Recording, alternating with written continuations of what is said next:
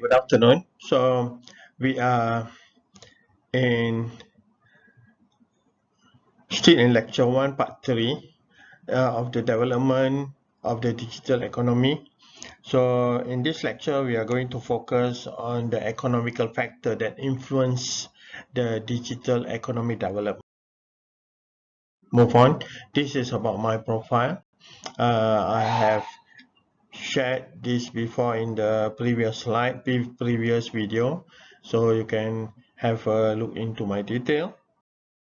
And this is my interest area, which is artificial intelligence, Internet of Things, augmented reality, etc., etc., which is key for the future success. Yeah, and I also have 8 modules with me, so I want to briefly highlight on the importance of embracing the digital economy now, or your competitor will say bye bye to you. Yeah, you move later, you will be left behind. Yeah, so subscribe to this module. Let your staff, your employee get trained.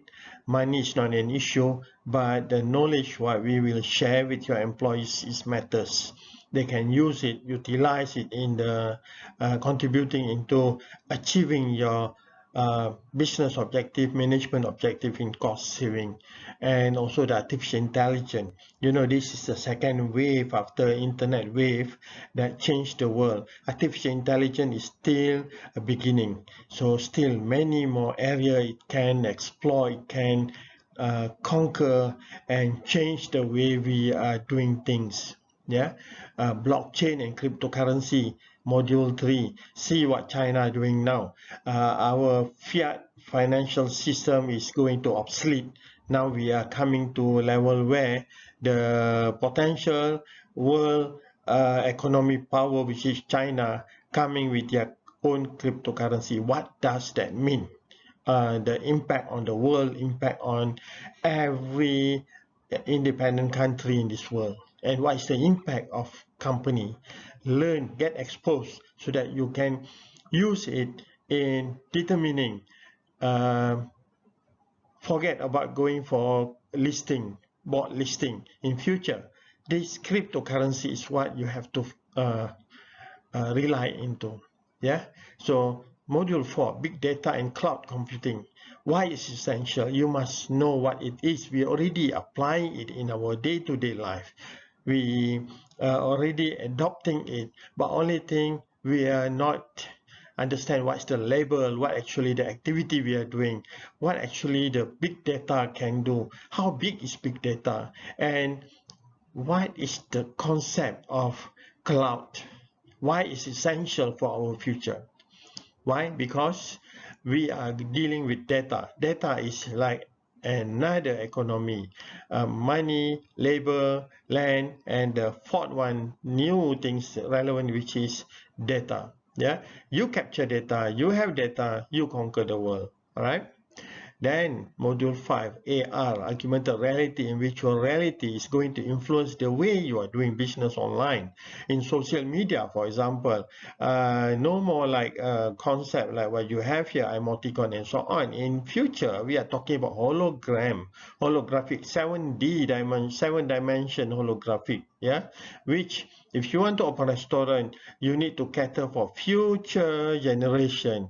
What you need in future, attend the talk, then you will have the idea. We will share the idea with you. And fintech, what is financial technology? Yeah, part of it is the new way of dealing with money, dealing with payment system, dealing with financial system, including the cryptocurrency, including the QR code. What's next coming to us? Young generation will be earning through coin, through point, and so on and so forth. How they are going to utilize this. And the most important here, yeah, job market is going to shift. No more we are dealing with employees from 9 to 5, but your employees like your contractor, project based. They might be engaged in so many projects. They may multitasking, and at the end, they are freely, no need to come to office. You no need to provide them a office set up, because they will be in project based. Yeah, and after that, what? Alpha beta generation. Who is this alpha and beta generation? How selfish are they? How independent are they?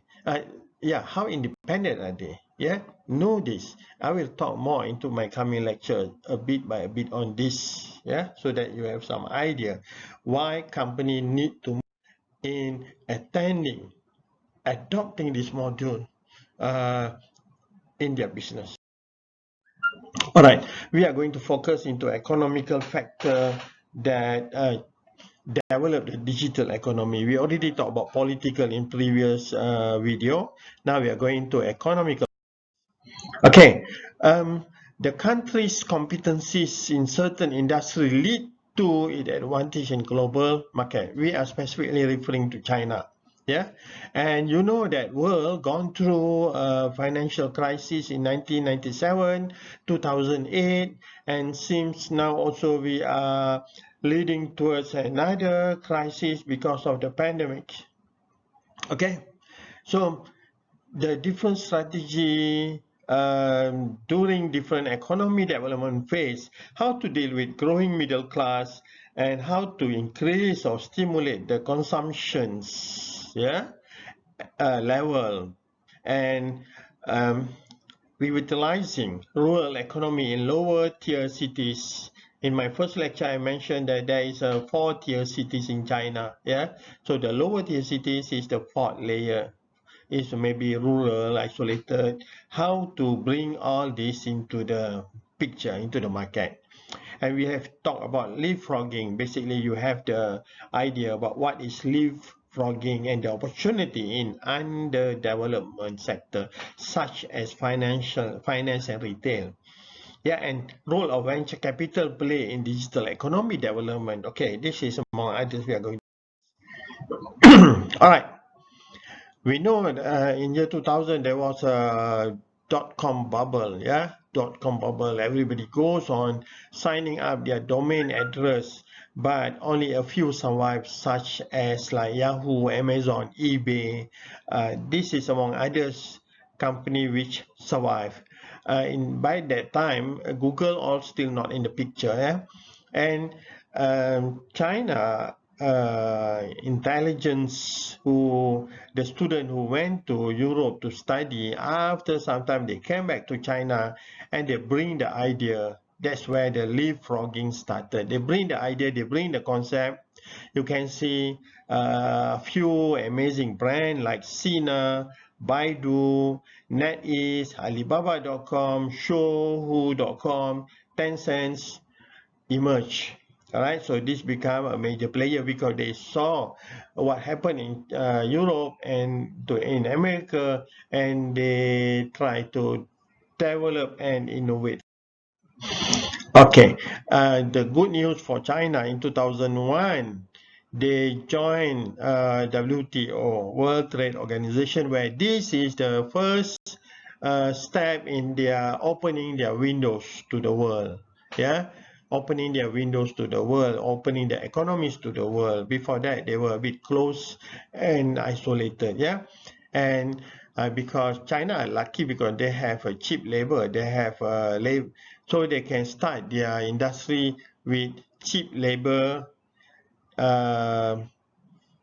which can produce goods worldwide at lower cost. They are not taking advantage of the cheap labor, but because their industry, their cost of living was low at the beginning, that's why they can start with very minimum. Where is China now? Yeah, once the technology evolve, they come back. Here where the leapfrogging also happen. Yeah, they start to reproducing all aspect. Yeah, and made in China.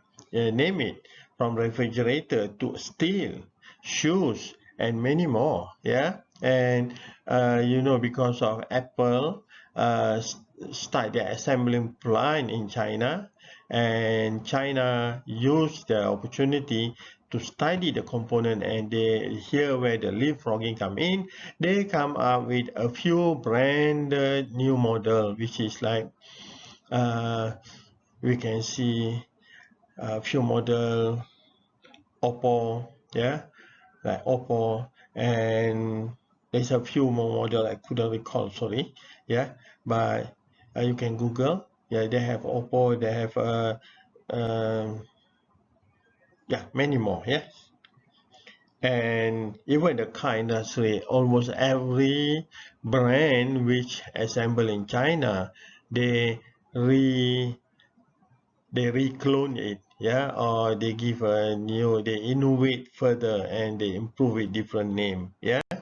But this is where the leapfrogging take place. All right, again we are coming back to this picture where where Jack Ma were convincing his 17 of his friend to start a internet-based business. That time they were not, they don't name it. They have idea about Alibaba, but they don't know which direction to take this. And they started with 500,000 RMB. Yeah. And this is a positive about China culture when the people are willing to invest. Yeah, they don't like to go to bank to take a loan, but they rather get a collection contribution from friends where this is a form beginning stage of venture capital. Yeah, and we have seen in the world market in 1997 how the financial crisis actually killed bring down the market, and many people were affected. And meanwhile, Alibaba worked hard, Jack Ma worked hard to go and get, in order to grow, they must get venture capitals. Yeah, so they went to Goldman.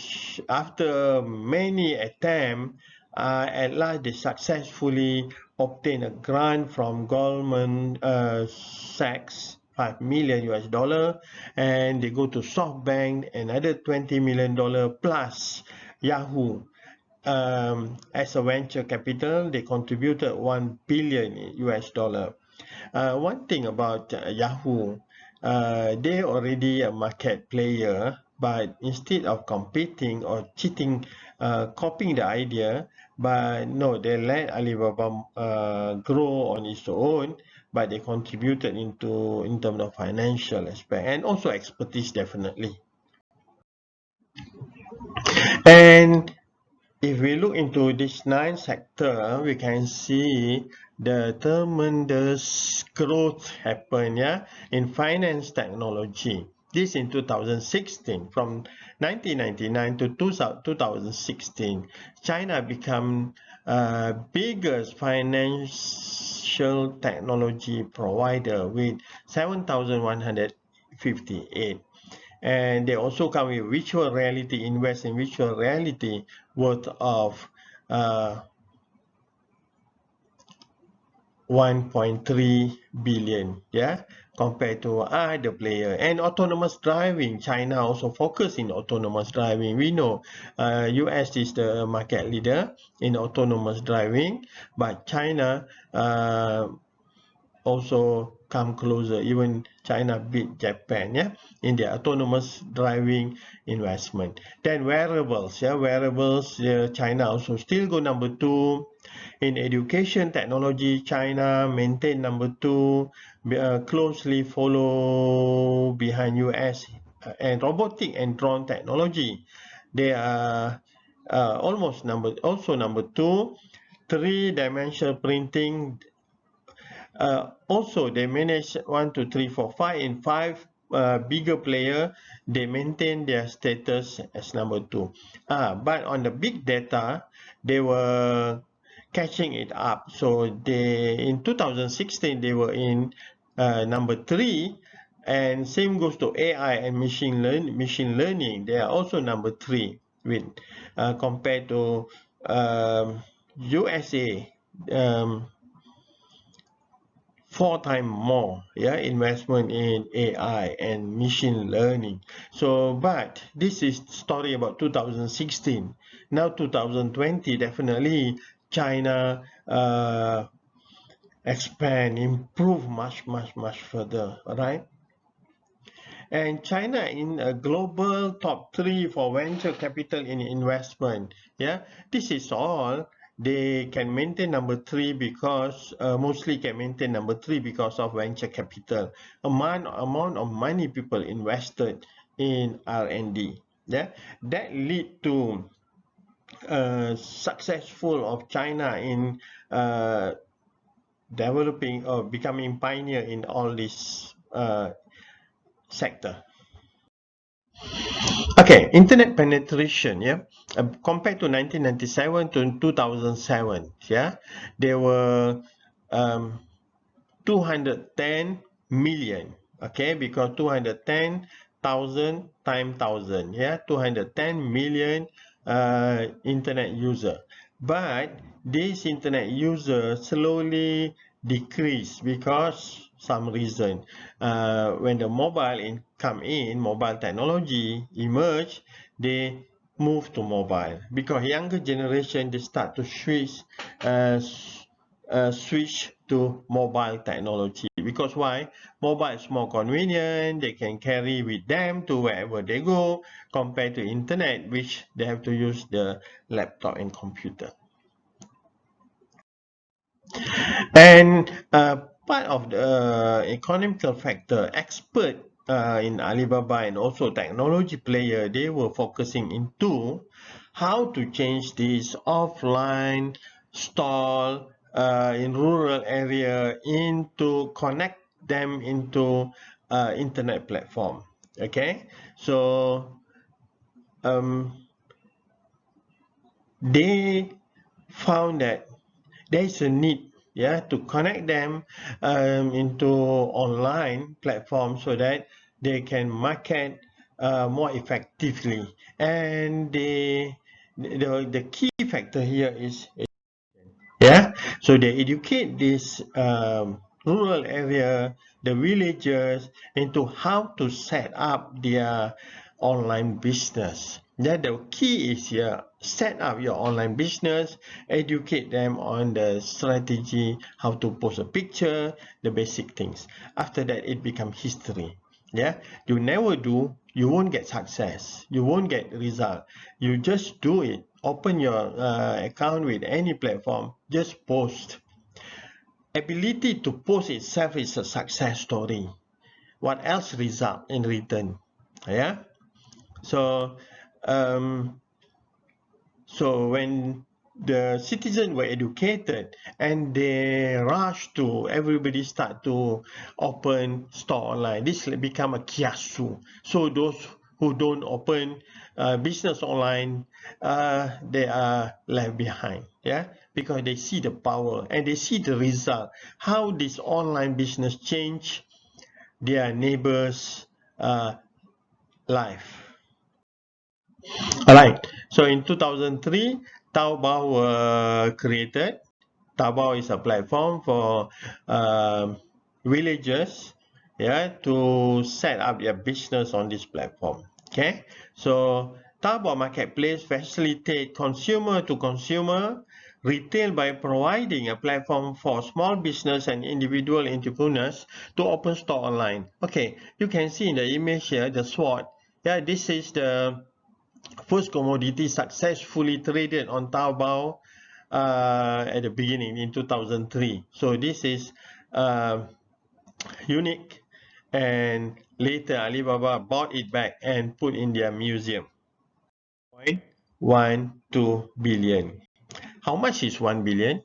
1 billion is 1,000 million. Yeah. Right.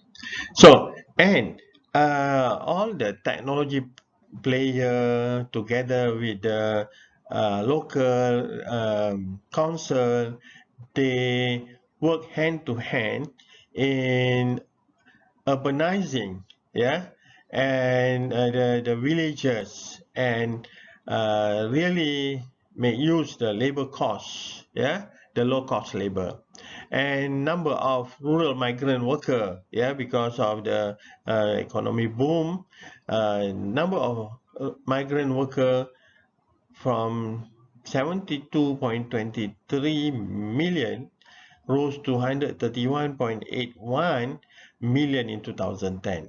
Yeah, they go to town and they do whatever job available. Yeah, and that result in massive supply of low cost labor. Yeah, the manipulation is there.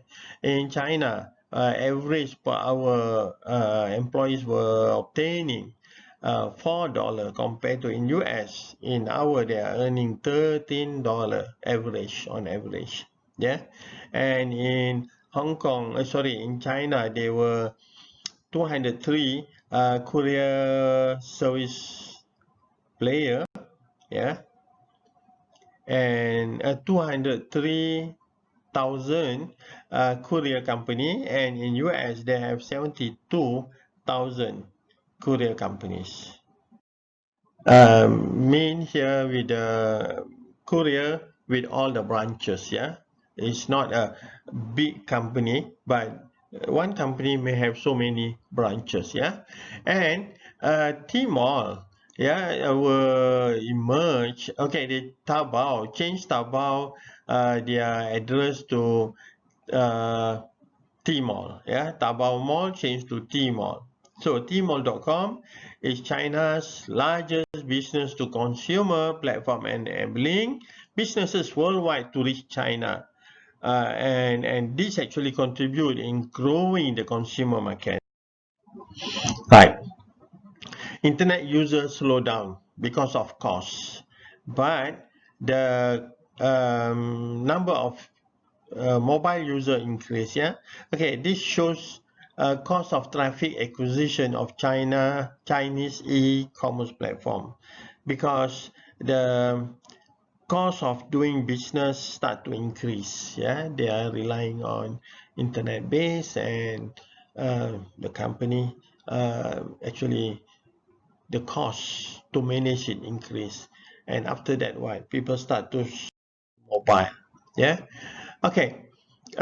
China internet giant are moving offline more proactively, and investing more into offline retail, because Alibaba saw the opportunity, yeah, online, and when they want to encourage the local to purchase, they saw the need to integrate the online and offline business. That's why they start to focus into offline business, and from there they integrate.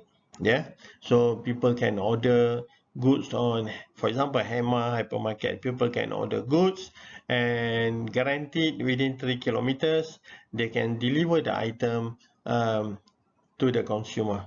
Yeah, within half an hour. That was their benchmark, and mostly successful.